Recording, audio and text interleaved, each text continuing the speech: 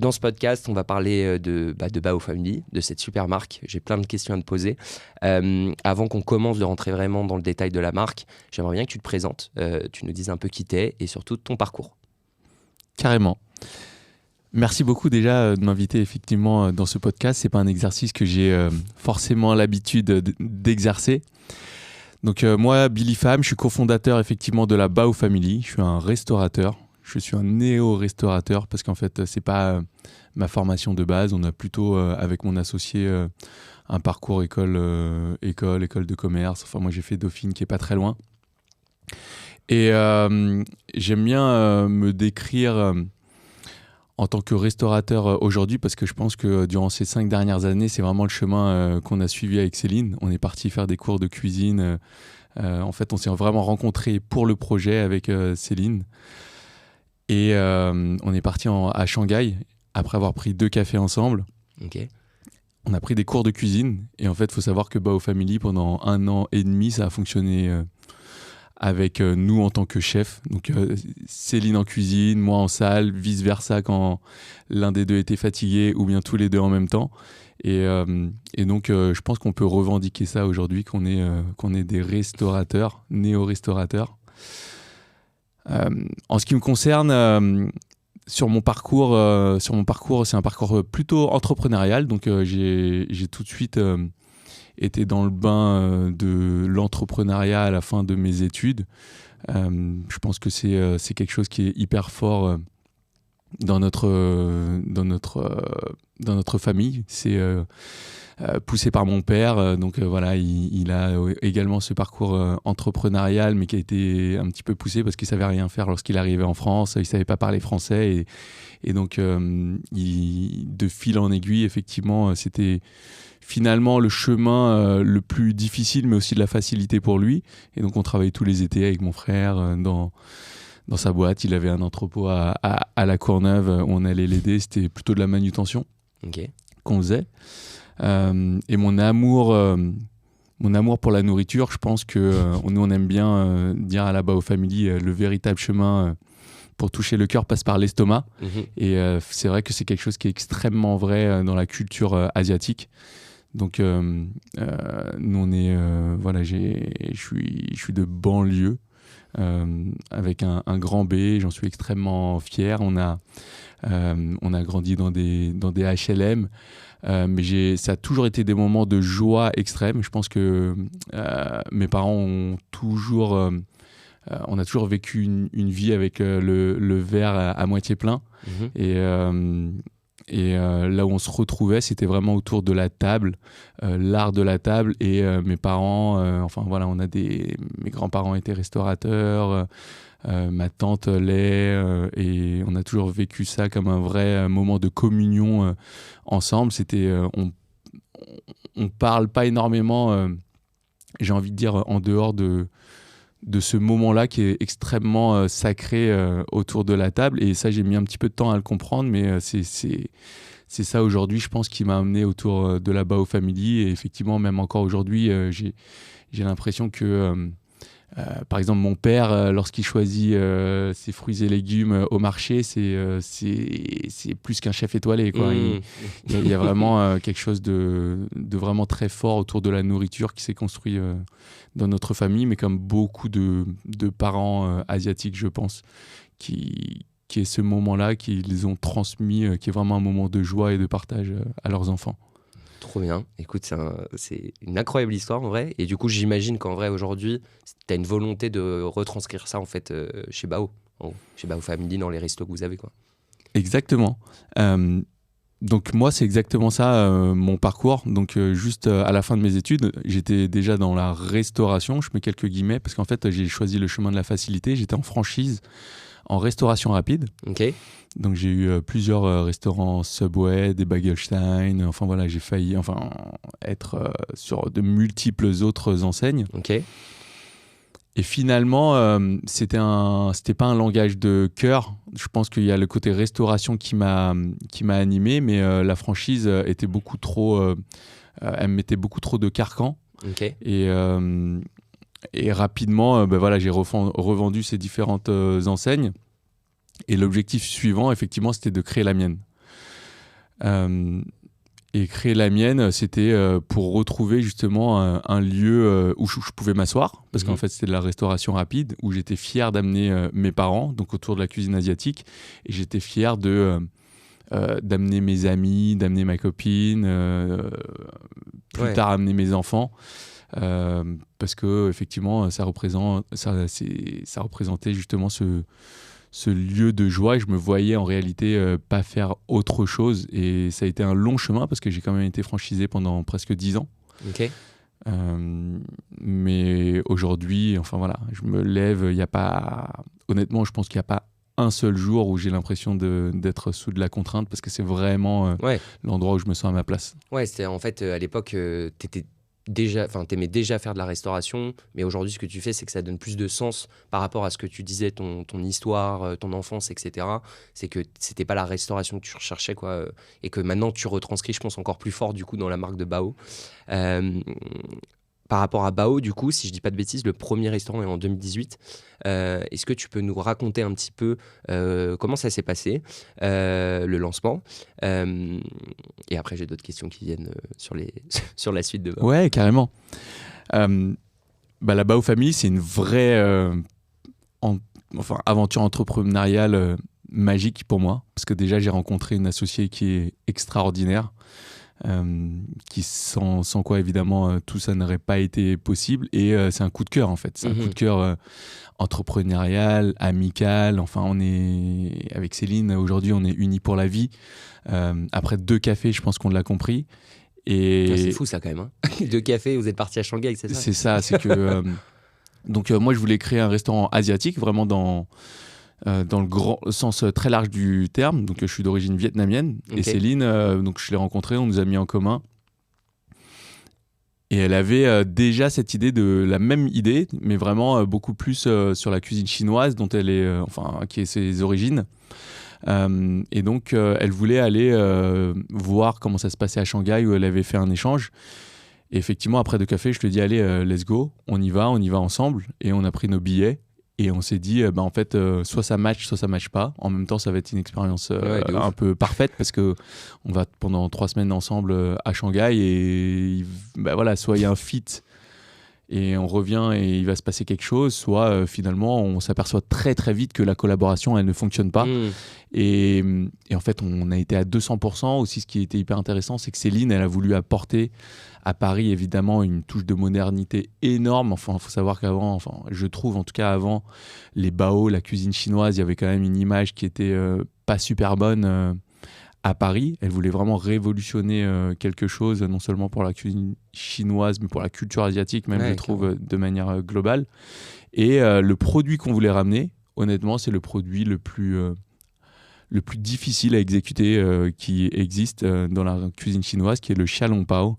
Donc le xiaolongbao, c'est un produit qui est magique. Il y a, c'est une pâte qui est extrêmement fine, 1 mm d'épaisseur. Il faut faire 18 plis, pliés à la main. Il y a un bouillon qui prend des heures à réaliser.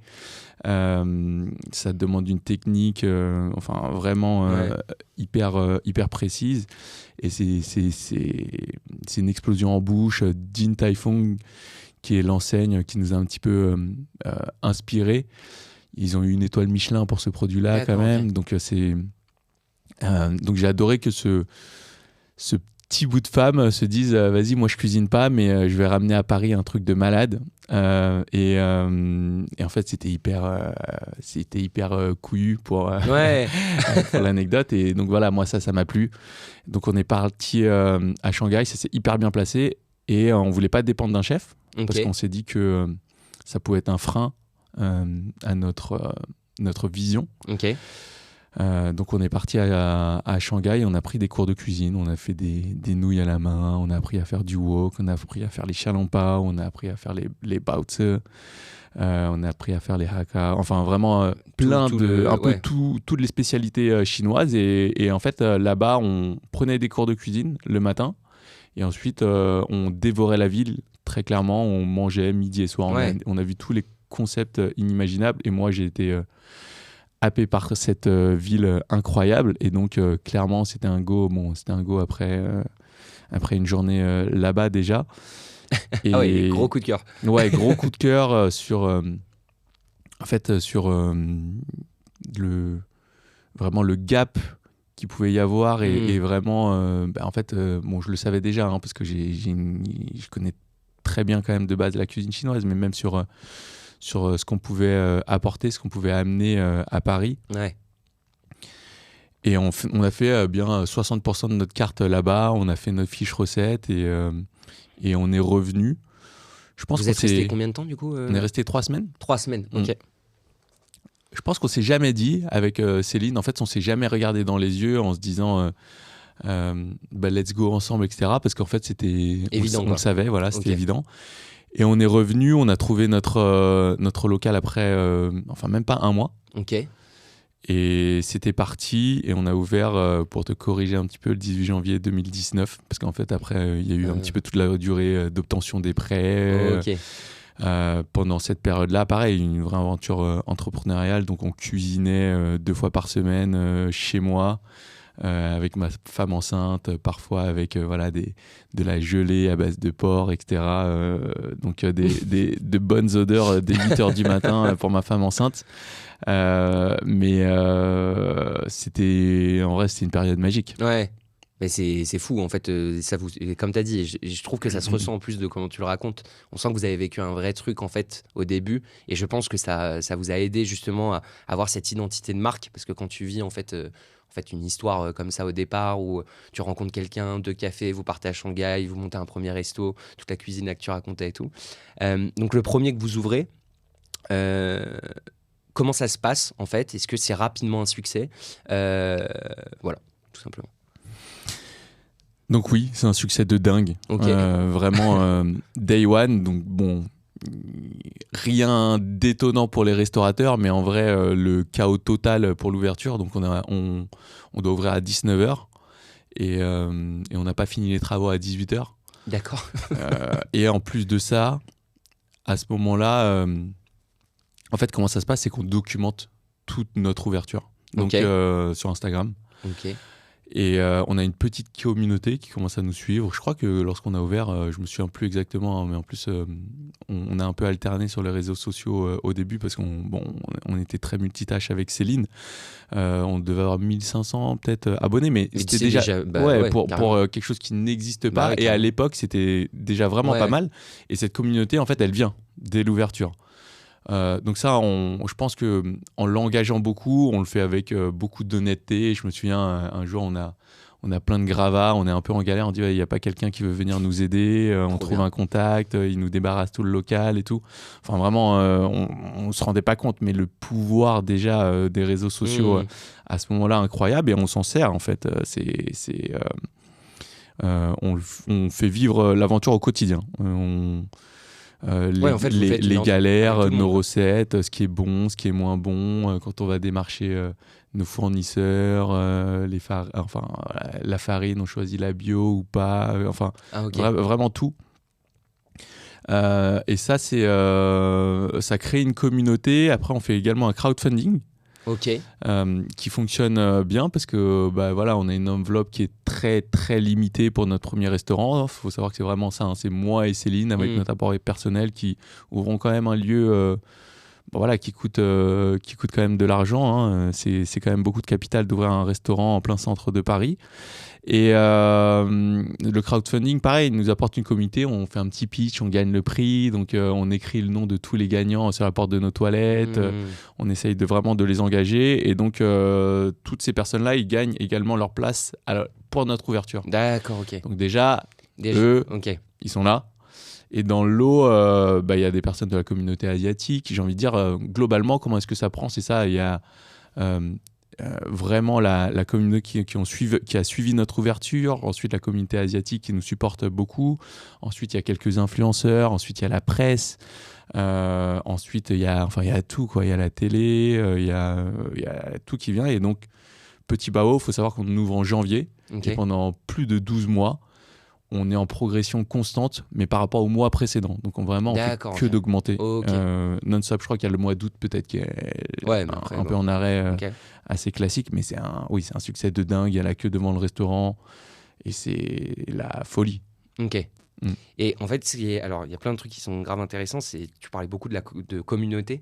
Est-ce que ça s'est fait un peu naturellement, ou est-ce que avant l'ouverture, vous aviez quand même déjà cette stratégie de vous dire, il faut qu'avant qu'on ouvre, on arrive en fait à avoir une communauté justement pour très rapidement qu'on ait une marque et qu'on soit reconnu, ou en fait, comme tu le dis, vous avez fait tout naturellement en posant les questions, en impliquant les gens, tu parlais des farines, etc., ou même de venir aider pour les travaux, et en fait, l'effet boule de neige des réseaux sociaux a fait que ça a amené la communauté que vous avez aujourd'hui. Nous, on voulait utiliser cet outil. Enfin, Ok. je pense qu'il faut être hyper honnête. On ne savait pas que ça allait prendre parce qu'Instagram, c'était pas non plus. Enfin, c'était vraiment en plein essor, c'était en plein boom. Donc, je cotais un peu moins TikTok, mais comme peut-être un jeune qui se lance aujourd'hui où il sent qu'il y a vraiment quelque chose qui est en train de se passer. Nous, on le sentait. D'ailleurs, il y avait des track records aussi. Il y avait Big Mama juste avant. Donc on s'est dit bon, c'est l'outil qui est gratuit. Carrément. Nous on n'était pas sur les réseaux sociaux avant. Donc moi d'ailleurs je suis très peu. Céline l'était pareil très très peu à l'époque, mais on s'est dit que on allait utiliser ça comme plateforme de communication qui est une plateforme gratuite et extraordinaire. Ouais, carrément. Donc oui, c'était quand même une volonté au départ. Une volonté au départ. Et la manière, par contre, de le faire, c'est que, je pense qu'on a une sensibilité aussi, nous, de par notre duo artistique, créative. Donc, on l'a fait avec nos codes. Ok.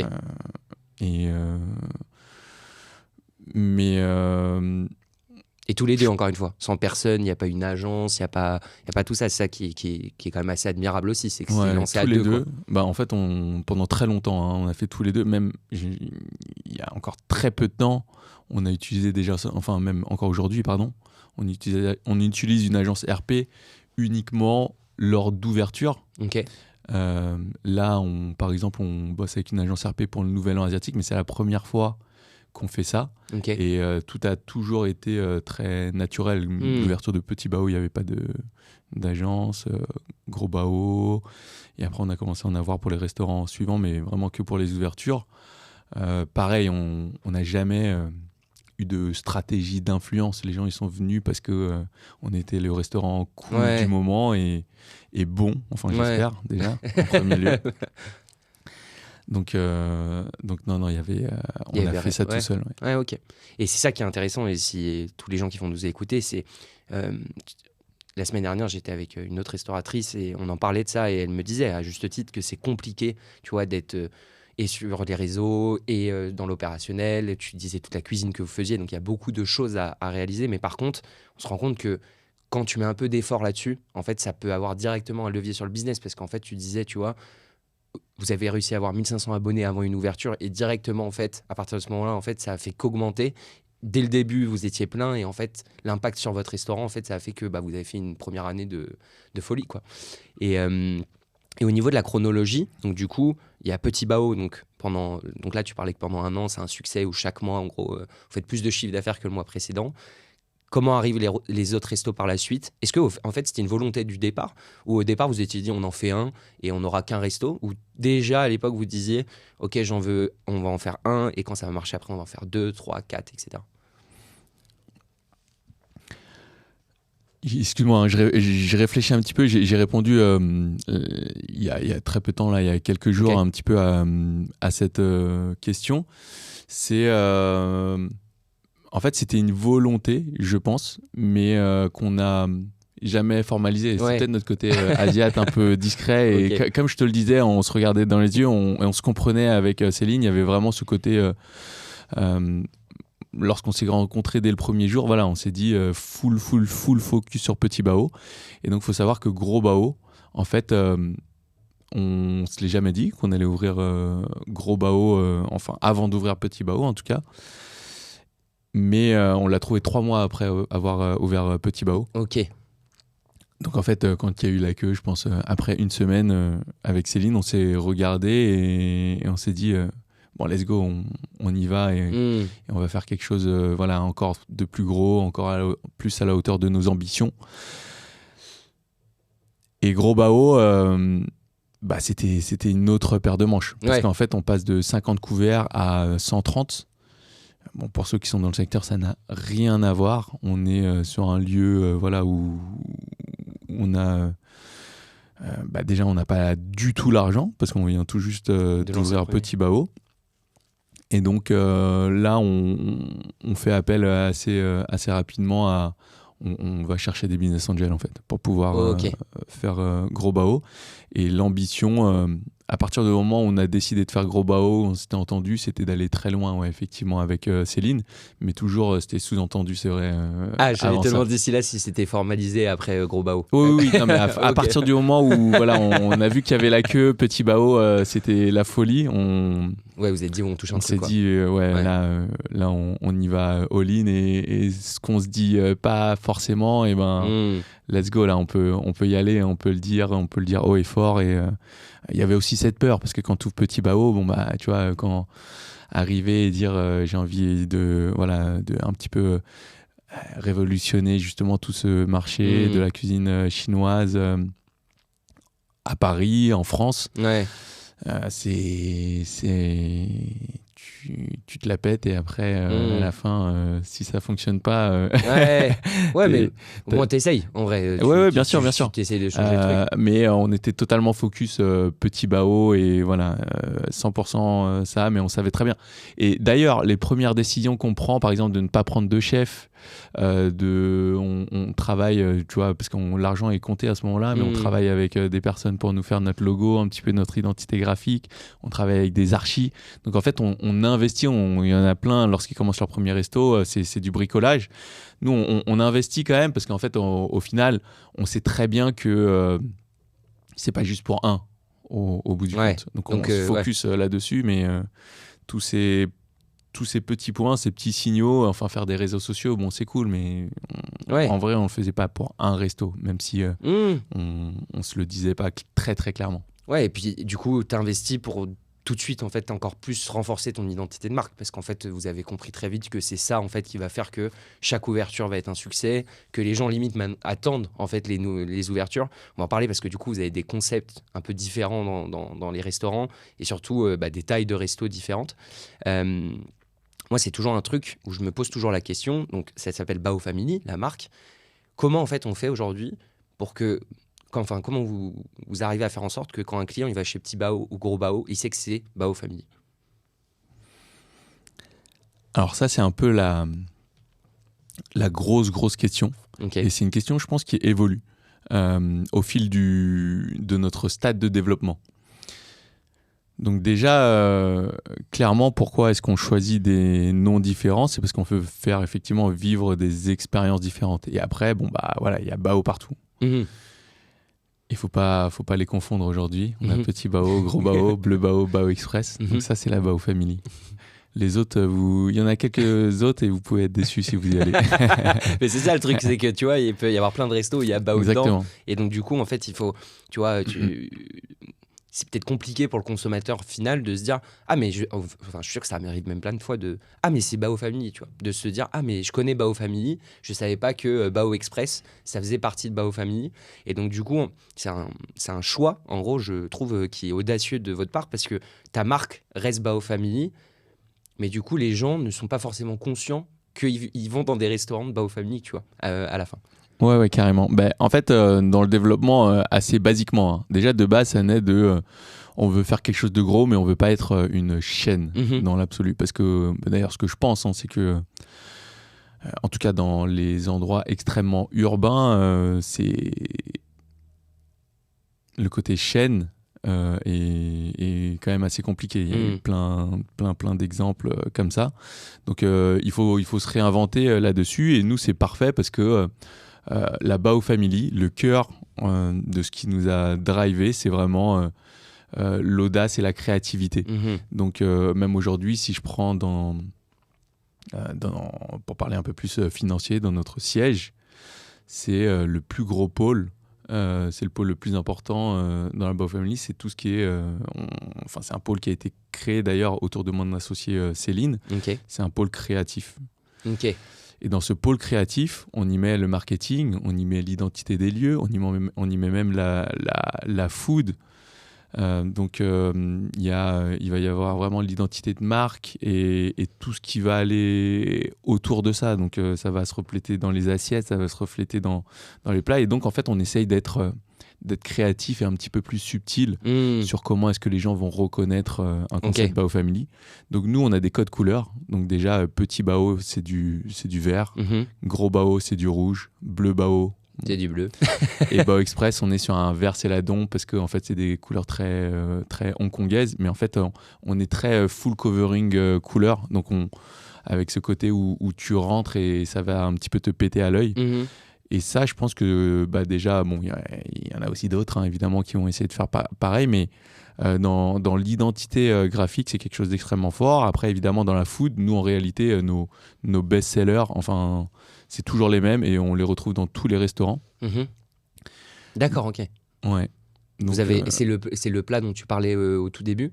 Excuse-moi, j'ai plus le nom en tête. Les xiaolongbao, mais en gros les baozi dans leur globalité, qui sont nos brioches, enfin à base faites à la vapeur. Effectivement, on va les retrouver dans tous nos restaurants. Et si on a un nouveau qui est vraiment indétrônable, qui est le char siu pao, qui est à base de porc caramélisé. Ok.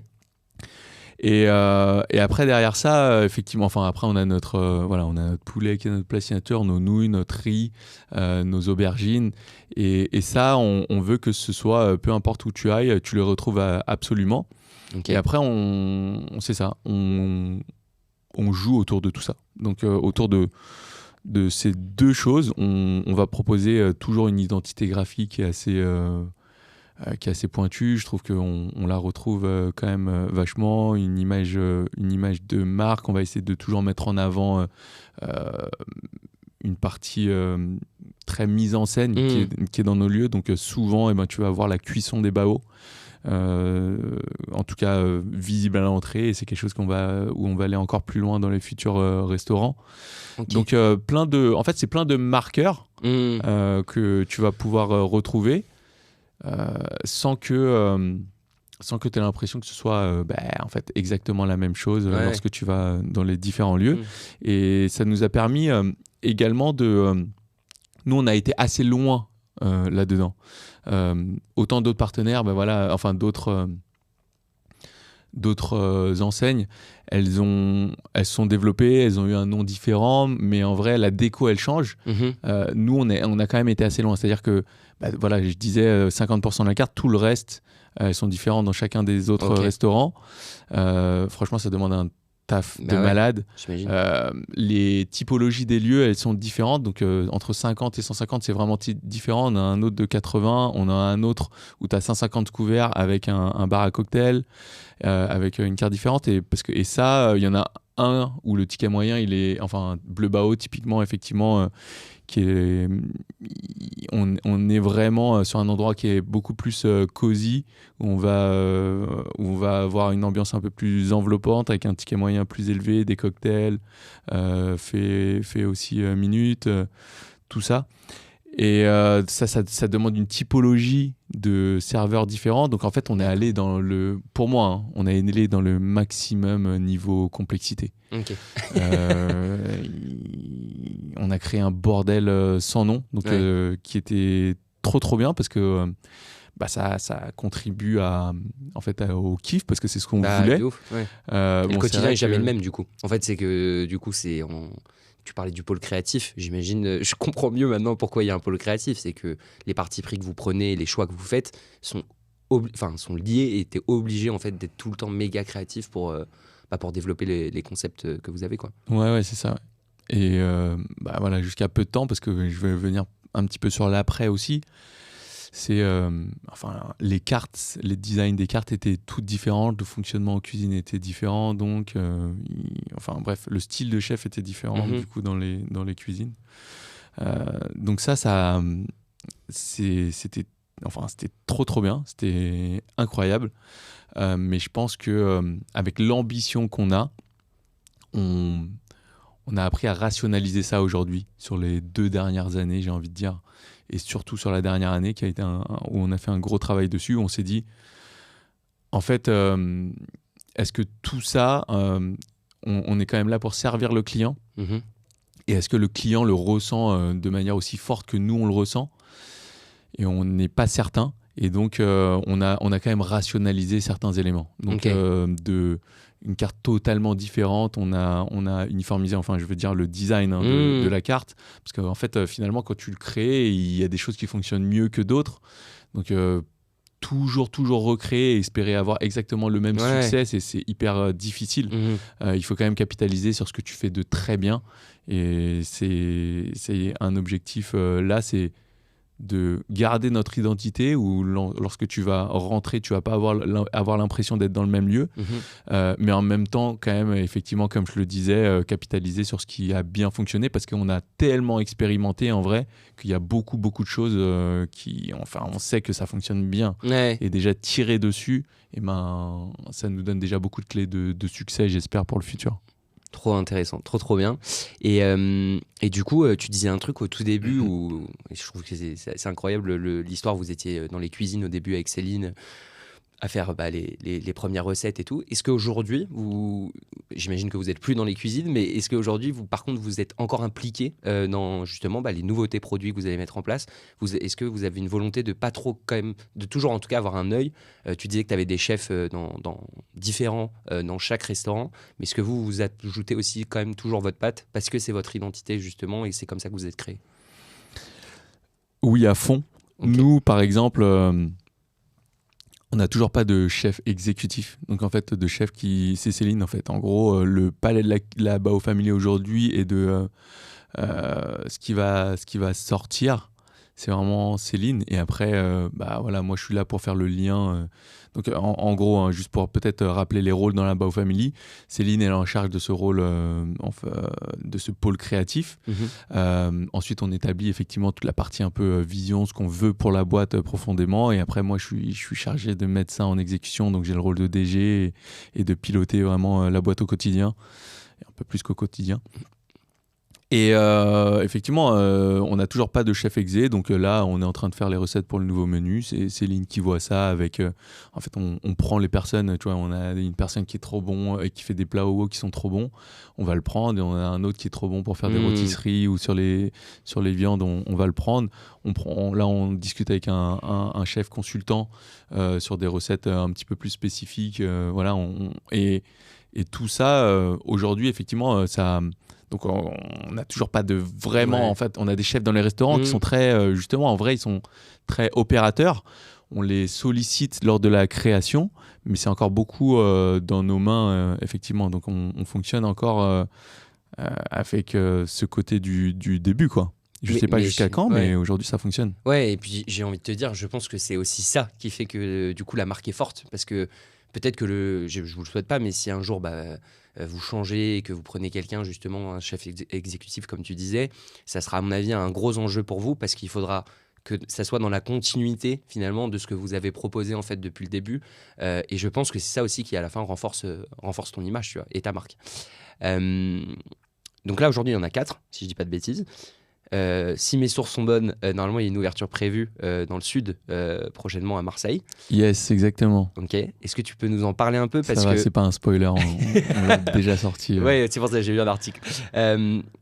En fait, ce qui m'intéresse un petit peu, c'est que les 4 sont à Paris. Donc là, vous ouvrez dans une nouvelle ville qui est Marseille, où non pas vous êtes inconnu, mais en tout cas vous êtes sûrement moins connu.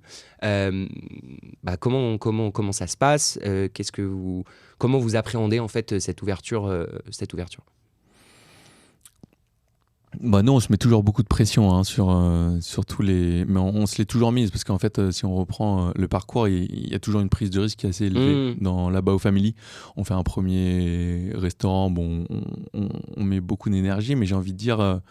limite, c'est pas le plus risqué quand on regarde en arrière.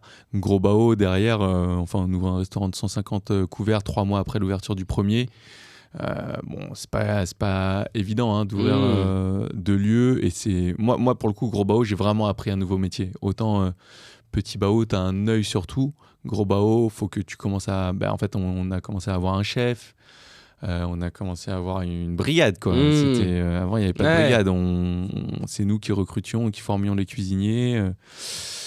Ensuite, on a eu le Covid. D'ailleurs, pendant l'ouverture de Gros Bao. Donc, c'était quand même une grosse épreuve pour la Bao Family dans sa globalité. Après, on ouvre Bleu Bao, qui est un lieu justement où on veut en faire un lieu beaucoup plus pointu, tu vois, un peu casual fine dining. Tu vois, genre, je la joue anglo-saxonne, ils aiment bien mettre des codes partout. Donc, c'est comme ça qu'on s'identifie.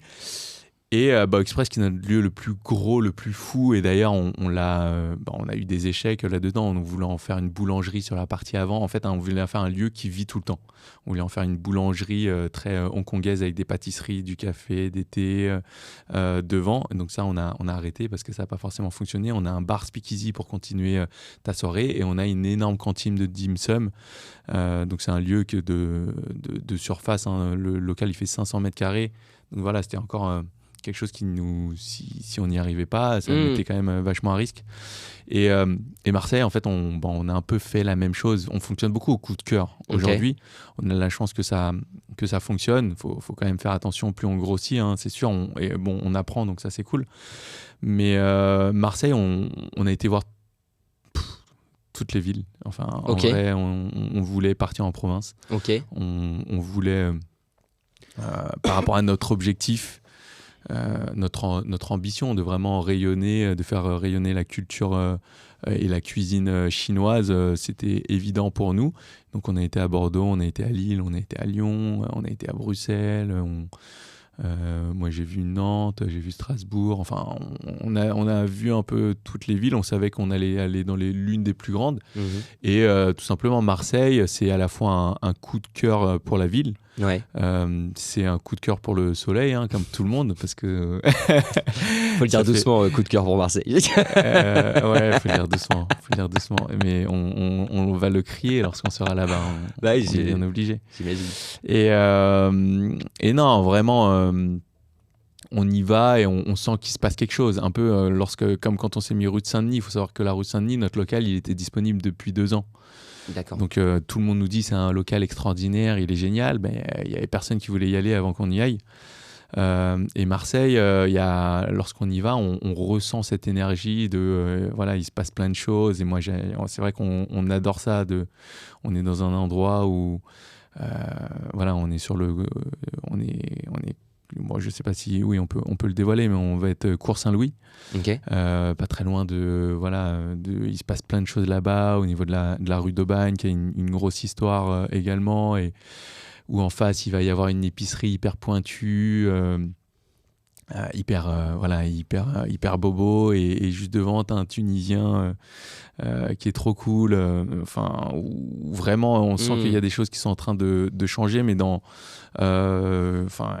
c'est pas conflictuel, hein, du tout, ce que je suis en train de dire, hein, mais il y a quelque chose de trop fun qui est en train de se passer, en fait. Donc nous, on a envie d'y être, et également il y a une opportunité business, parce qu'on y va aussi avec ce pendant-là, bien évidemment, et donc on est trop content que ce soit à Marseille. Et ça se décide sur le coup de cœur, sur le côté commercial, sur le côté on a envie d'être content lorsqu'on va dans ce lieu, dans cette ville, et on a la chance de pouvoir encore faire les choses au feeling, quoi. Et donc on se met beaucoup on a peur, parce que Marseille, c'est une ville géniale, mais qui est extrêmement atypique. Mais on pense qu'on va amener quelque chose de dingue, et donc ça va le faire, oui. Trop bien. Et est-ce que tu peut-être pas encore tout de suite, mais est-ce que tu ressens déjà un petit peu, comme vous aviez connu avec Petit Bao, tu vois, une attente des Marseillais, justement, qui voient que ça va arriver, etc. Grâce à la communauté que vous avez maintenant, il y a forcément des gens qui sont peut-être hors Paris. Est-ce que vous sentez déjà qu'il y a quand même une attente et une sorte d'émulsion de votre arrivée à Marseille ? Ouais, bien sûr, on le sent. Mais en fait, c'est très différent, parce que mon rôle, il a quand même énormément évolué. Faut savoir qu'aujourd'hui, Bao Family, on est 150. Donc bon, c'est quand même une grosse boîte. Et donc, je suis plus au quotidien. Donc, les travaux, je les suis plus de la même manière. C'est loin.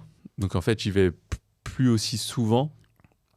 Mais effectivement, le son de cloche qu'on a, c'est que c'est que voilà, il y a pas ça, c'est attendu, et on espère que c'est vrai, mais on a, j'ai envie de dire, limite plus de points d'interrogation parce que c'est vraiment, avec la distance, c'est quelque chose qu'on vit extrêmement différemment et ça, c'est vraiment ce qu'on voulait sur cette année, c'est de se mettre un petit peu à risque et de partir en province. Et quand on arrive à montrer qu'on y arrive à Marseille, je pense qu'il y en a beaucoup qui arrivent dans plein d'autres villes et qui n'arrivent pas forcément à Marseille. Donc pour nous, ce sera un très beau signal avec le challenge qu'on s'est mis. Trop bien, trop bien. En vrai, on a hâte. Et tu as une idée un petit peu de, ceci, on peut pas en parler, mais de quand est-ce que ça devrait ouvrir? Oui, on peut en parler. Ça va ouvrir.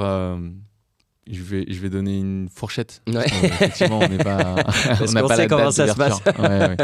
Ce sera entre fin avril, début mai. Ok. Bon, bah, ça va, c'est une petite fourchette. Fin avril, début Oui, mai, ça va. c'est une petite fourchette. Ok.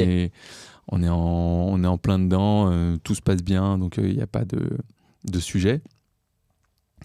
Et ça va être un gros bao. Ok. Donc c'est la première fois qu'on va venir avec un concept qui existe déjà dans la Bao Family. Et pourquoi ? C'est parce qu'en fait, je pense qu'aujourd'hui, tous nos lieux, ils ont des typologies un petit peu différentes. Et lorsqu'on a défini un petit peu ce qui ferait un bon concept marseillais, en fait, on n'avait pas grand-chose à réinventer. Ok. On s'est dit, en vrai, là-bas, c'est sûr, c'est gros Bao, il n'y a pas de question à se poser. Et ça va quand même être un gros bao V2, quoi, parce qu'on a quand même appris des choses durant ces quelques années. Bien sûr. Trop bien. Et du coup, bah, peut-être que, tu sais pas, mais dans d'autres villes que vous ouvrirez peut-être un jour, en fait, il y aura aussi cette volonté de dupliquer en fait un modèle existant, peut-être pas gros bao, mais il y aura peut-être un autre petit bao quelque part, etc. Ce sera peut-être une volonté de votre part à un moment. Oui. Oui. Non, Ok. oui, c'est. Il y aura aussi peut-être d'autres concepts, mais on va arrêter à chaque fois effectivement de réinventer parce je pense la roue on l'a déjà bien fait tourner comme je le disais un petit peu plus tôt. Et oui, il y aura effectivement des concepts existants. Et du coup, toi, de ton expérience, donc du coup, t'en as parlé, c'est ce qui t'a à un moment, c'est ce qui a fait que t'as voulu arrêter quand t'étais chez Begelstein, Subway ou autre en franchise. Est-ce qu'il y a aussi une volonté, peut-être à un moment, c'est dans une réflexion de se dire, bah, là, tu vas être sur le deuxième gros bao, peut-être un jour, il y en aura 3, 4, 5, de franchiser le concept un jour, ou avec ton expérience, c'est ce que tu disais au tout début, de la franchise, c'est cool, mais il y a aussi des côtés négatifs. Tu veux pas du tout, c'est pas du tout une volonté à date, en tout cas de votre part, de franchiser un jour le concept. Ouais, c'est une question qu'on nous pose beaucoup. Franchement, à date, moi, je pense que c'est pas quelque chose qu'on veut faire. Ok. En tout cas, pour le moment, quand on en parle avec Céline, on veut être assez maître de notre développement. Ça arrivera, si ça arrive, ça arrivera dans un horizon beaucoup, beaucoup plus lointain, je pense. Mhm. Pourquoi ? Parce que, effectivement, en ayant été franchisé, je pense que malgré tout, c'est une autre organisation et il y a quand même un esprit de défocus par rapport à nous, on est très branché sur la marque, on est très branché sur l'expérience. C'est quelque chose qu'on veut continuer à faire évoluer. Et en fait, finalement, bon, tu la remets à quelqu'un, ça peut hyper bien fonctionner. Hein. Moi, je suis pas du tout contre la franchise. Hein. Il y a j'en sais rien, même McDo, les franchisés rachètent les restaurants du siège et souvent ça fonctionne mieux que lorsque c'est tenu par le siège.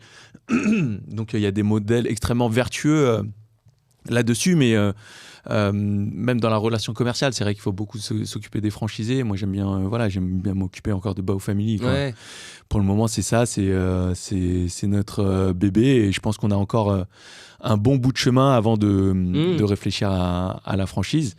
Ce qui ne veut pas dire que la franchise, ça doit être un modèle qui doit être hyper gagnant-gagnant. Donc, gagnant pour le franchisé, gagnant pour nous.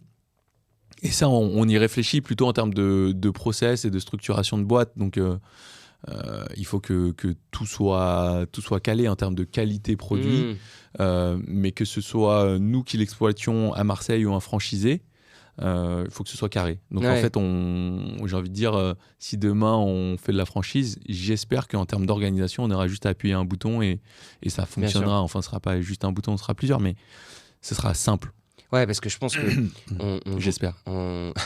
quand on parle avec des franchiseurs, même des fois, tu sais, des débuts de chaîne qui veulent franchiser, etc., je pense que des fois, on ne se rend pas compte, mais en fait, franchiser un concept, c'est un process qui est assez lourd, parce qu'il y a toute la partie opérationnelle, tu industrialises, il faut que l'expérience, elle soit la même, en fait, dans chaque établissement, parce que sinon, tu exploses ta franchise en vol.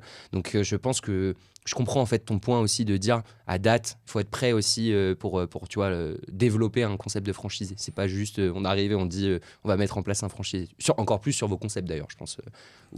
Ouais. En plus, bon, moi, c'est un milieu que je connais très très bien parce Ouais. que j'étais dedans et j'ai une tonne d'amis qui sont franchisés dans la restauration, que ce soit, et pas du tout que Rapide, hein, enfin, Rapide, gros opérateurs comme des KFC, mais aussi comme enfin, j'en sais rien, moi, des hauts bureaux, ce genre de choses. Donc, mais c'était le monde dans lequel je gravitais effectivement auparavant et que je connais aussi bien que voilà, le monde dans lequel on évolue avec la Bao Family.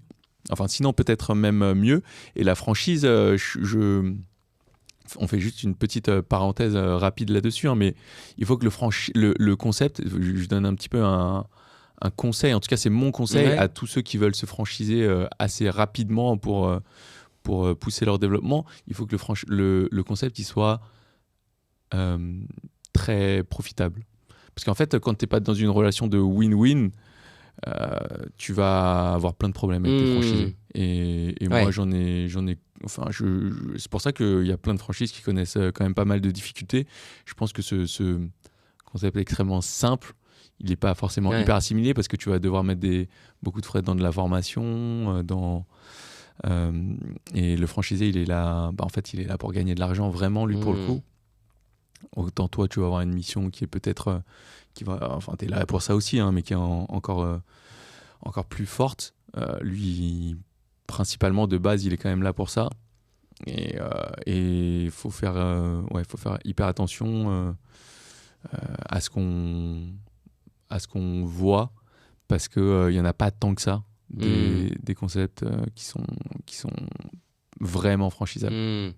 Et c'est marrant, enfin, ce qui est trop intéressant, c'est que toi, du coup, tu as quand même la force de l'avoir vécu de l'intérieur, mais surtout sur le prisme du franchisé, du coup. Donc, du coup, tout ce que tu expliques là, c'est super intéressant pour les gens qui écoutent, mais c'est de ton expérience vécue, où tu sais, en fait, du côté franchisé, toutes les problématiques, les frustrations que tu peux avoir, tous les problèmes que tu peux rencontrer en tant que franchisé, quoi. Donc, Ouais, carrément. Et ça, je pense que ça m'est hyper utile, même encore aujourd'hui, dans mon expérience, parce que être franchisé, tu vois beaucoup de process et de qualité de formation et d'image de marque. Et en vrai, enfin, c'est ça, hein, il faut absolument que tu aies le bon couple entre image de marque et rentabilité, sinon c'est compliqué à long terme. Ouais, carrément. J'avais une question aussi, on en a parlé un peu en off au début. Vous faites pas mal de collabs. Étant donné que vous êtes une marque, je pense que les autres marques veulent travailler avec vous. Il y en a une un peu particulière qui est arrivée récemment, vu que c'est pas souvent qu'on voit ça. Vous avez fait une collab, enfin vous êtes en train de faire une collab avec Puma. Est-ce que tu peux nous en parler un petit peu? Et est-ce que tu arrives à mesurer aujourd'hui un petit peu l'impact sur le business aussi de ce genre de partenariat, même au global? Là, on parle de Puma, mais de faire des collabs avec d'autres marques.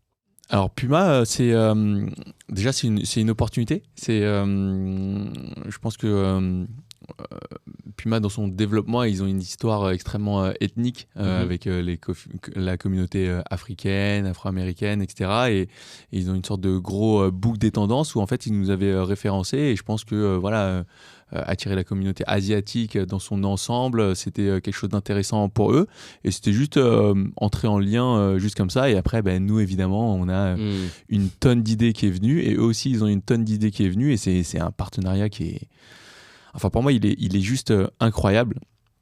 Et il démontre en fait aujourd'hui aussi un petit peu comment est-ce qu'on change les choses, je trouve, dans la Bao Family, parce que ce qui existe déjà, c'est plutôt des grosses marques qui vont faire des sortes de petits pop-up. Enfin, je ne sais pas si on peut citer, mais il va y avoir le café Kitsune, il va y avoir Amy, ils avaient fait quelque chose comme ça, mais il y en a plein des comme ça, Ralph Lauren qui ont leur café, ce genre de choses. Mais dans le sens inverse, il y en a. Enfin, moi, à ma connaissance, je ne connais pas vraiment de marque, effectivement, qui va vraiment aller et faire une collab, enfin, de marque food, qui va aller vers une marque plutôt de vêtements. Et donc, c'est génial. Ils sont venus à nous. Comme ils ont cette volonté, effectivement, en fait, là où on se rencontre, en fait, à la fin, c'est que nous, on a modernisé la cuisine chinoise au début.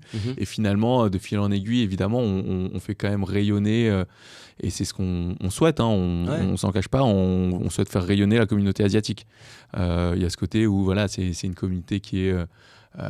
où il y a plein d'a priori, qui est hyper travailleuse, qui est hyper renfermée sur elle-même, très communautaire. Et nous, en fait, on veut montrer que il y a ça, et c'est très cool. Enfin, tu vois, mais elle est extrêmement diverse et on est aussi hyper. En fait, quand on a écrit Petit Bao, on était les cool kids asiates, quoi. On avait que des et c'est encore le cas, tu vois. Je sors encore avec mes serveurs qui ont évolué de l'époque, qui font toujours partie de l'aventure ou pas. Donc on fait rayonner la communauté, et sur cette mission-là, je pense que Puma, ils nous ont approchés. En fait, on a juste tiré le fil. Et là, en fait, on a travaillé un énorme projet avec eux, où en fait on s'est dit on joue autour du nouvel an asiatique, nouvel an lunaire. Et on veut utiliser justement ce moment-là parce que c'est un moment qui est vraiment hyper important pour la communauté asiatique, mais également en termes de présence dans les médias. Et je trouve que auparavant, ça se faisait un peu de manière très familiale, c'est-à-dire qu'il y a un défilé dans le 13e avec les dragons et c'est trop cool, moi j'amène mes enfants, etc. Et on voulait le faire avec nos codes à nous, faire un truc trop cool, donc on fait des activations de partout, enfin dans tous nos restaurants, il y a des choses qui se passent. Là on fait le food market rue Homer, et en fait on a Puma, ça leur a tellement parlé tout ce projet-là que finalement on a fait le lancement de leurs chaussures. Bon, voilà, je me permets de la citer, hein, la Suède XL. Et ils ont fait leur campagne de pub chez nous à Gros Bao. Donc les images que vous allez voir, ça se passe à Gros Bao, et le stand au Citadium qu'on prend en takeover pour Puma, et en fait c'est nous qui l'avons designé. Et en fait, c'est que du plaisir, c'est que du fun. Je sais pas, je saurais pas te dire quel est l'impact. Est-ce que les gens derrière, ils vont venir parce qu'ils voient Puma Bao Family? Je pense que c'est un peu what the fuck, mais on aime bien ça, en fait.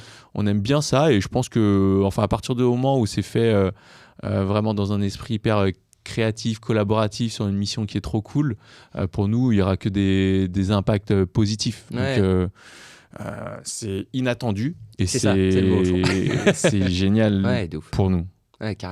Carrément, et je pense que tu l'as dit au tout début, et tu as raison, moi non plus, il n'y a pas de marque qui me parle, tu vois, où je me dis, tiens, un restaurateur et une marque de vêtements, on fait une collab pour tu vois, pour communiquer, entre guillemets. Et effectivement, quand tu disais... leurs nouvelles chaussures, ils l'ont fait chez Gros Bao, si je dis pas de bêtises. C'est-à-dire, comment ça s'est passé? C'est-à-dire que les équipes de Puma sont venues, et les clients qui venaient manger à Gros Bao, on leur présentait, en fait, ils avaient un stand à l'intérieur du restaurant. Non, c'est vraiment la campagne de communication, c'est-à-dire la pub, un petit peu, ils l'ont faite chez nous. Mais là, du coup, au Citadium, et on a créé un pop-up store que tout le monde peut venir voir, chez Bao Express. Donc la partie avant, c'est un pop-up store, effectivement, Bao Family X Puma. Et on va vendre, on a créé un maillot de foot que je suis en train de porter qu'on vend là-bas. On l'a sorti un petit peu lors d'une soirée de lancement, on a été sold out. Donc là, on a dû faire une réédition. On va vendre effectivement le lancement de cette chaussure-là, qui est une chaussure Puma, après en parler. Mais on a une veste également Bao Family qu'on vend. Qu'on a fait personnaliser avec Puma. Donc, ce qui est génial, c'est qu'il nous laisse un esprit créatif et collaboratif incroyable. Et c'est mon équipe que j'en profite de les remercier parce qu'ils ont fait un boulot en fait génial pendant toute cette période-là. Oui. Et j'espère que c'est quelque chose qui va continuer. En vrai, c'est peut-être un partenariat de. Il y aura peut-être d'autres projets par la suite qu'on pourrait faire avec eux, carrément. Avec eux, oui. Et en fait, ce qui est fou, et je trouve que ça résume exactement tout le podcast, c'est qu'en fait, tu vas faire des collabs comme ça pour renforcer encore plus votre marque. C'est-à-dire que demain, en fait, tu vois, tu connais Bao Family, tu dis tiens, il y a un truc avec Puma, etc. Je trouve que l'image de marque, du coup, elle repasse en fait une étape. Et je ne dis pas que tous les restaurateurs peuvent réussir en fait à faire ça, mais je trouve que c'est tellement dans la continuité en fait de votre histoire que je trouve que franchement honnêtement c'est impressionnant, et je trouve que ça légitime aussi encore plus le métier de restaurateur. Je trouve que c'est des bons signaux par la suite, parce que comme on l'a dit depuis le début, je pense pas que les marques de vêtements de manière générale se tournent forcément vers la restauration de base, alors que tu vois, on peut faire des trucs méga cool aussi avec les restaurateurs, quoi.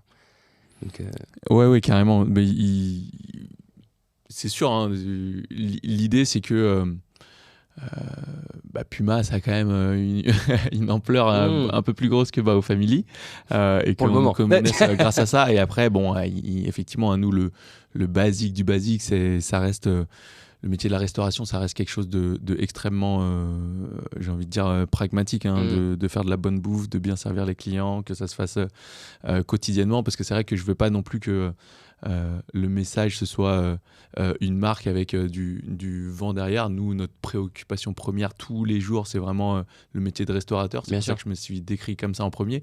Mais tout ça, ça fait partie. En fait, on est pluridisciplinaire chez nous. Donc, c'est pas parce que en fait, ton objectif, c'est de servir de la bonne bouffe qu'on on a également une soif créative qui est extrêmement forte, on a un côté il y a une passion très forte pour l'architecture, pour l'art, pour plein d'autres choses dans la Bao Family, et c'est plus tout ça qui transpire dans notre image de marque, je pense. Ouais, carrément. Non, mais c'est trop intéressant.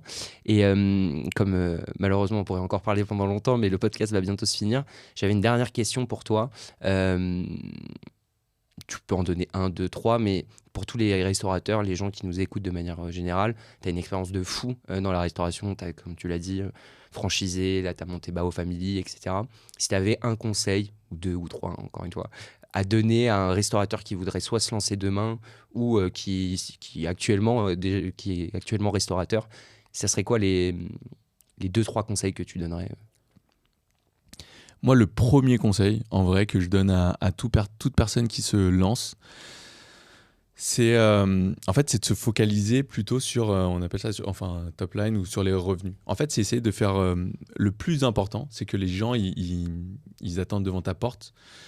Nous, on a une chance incroyable qui est celle-ci. Évidemment, on a mis les outils pour, mais souvent, un restaurateur, il va ouvrir, il va faire son BP, et c'est important de le faire pour la banque, c'est peut-être important de le faire, si vous devez essayer de récolter de l'argent auprès d'amis ou je ne sais quoi.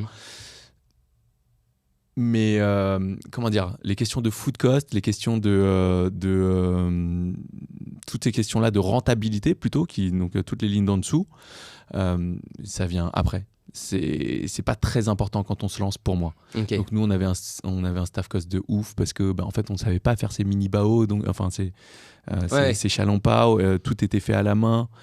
Mais en fait, la rationalisation, elle est pas si compliquée. Enfin, elle est moins compliquée que de gagner du revenu. Donc pareil, ton pricing, ton rapport qualité-prix, très souvent je vois des restaurateurs, je fais ouais non mais ce sandwich je mets que des bons produits, etc. Ou bien j'ai envie d'avoir tel niveau de rentabilité. Je pense pas que ce soit le bon chemin, et j'ai même envie de dire ça, c'est même pas pour le lancement, c'est pour tout lancement. C'est pas même pour nous, c'est encore quelque chose qui s'applique. C'est vise les revenus d'abord parce que c'est vraiment le plus difficile. Et en fait, il faut que le client, enfin, Big Mama l'avait très bien fait lorsqu'ils avaient ouvert leur restaurant avec la pizza à 5 euros. En vrai, et il y a plein d'autres exemples de, tu vois, ils font leur première semaine gratuite pour faire connaître le concept. Pourquoi ? Parce qu'en fait, effectivement, je pense qu'ils ont compris que ce qui est important, c'est de faire venir les gens. Et après, si le produit il est bon, bah en fait, au début, tu es peut-être prêt à payer 5 euros, mais tu sais très bien que la vraie valeur, c'est peut-être 15 ou même 20. Et en fait, donc après, il faut faire le taf derrière, c'est sûr. Ouais, bien sûr. Mais faire le taf derrière, ça fait aussi partie des revenus. Donc, moins se focaliser sur toute la partie, au début en tout cas. Hein. Après, évidemment, c'est important, on est là pour gagner de l'argent, mais sur les premiers mois, en fait, c'est comme le profil très start-up, en fait. C'est du trials. Mais oublie pas que le premier truc, c'est de ramener du trafic. Ouais, carrément. Donc ça, c'est clairement mon premier mon deuxième conseil, c'est de t'associer à quelqu'un. Enfin, si t'es tout seul, reste pas tout seul. Okay. Moi, je suis hyper admiratif des personnes qui ont réussi tout seul.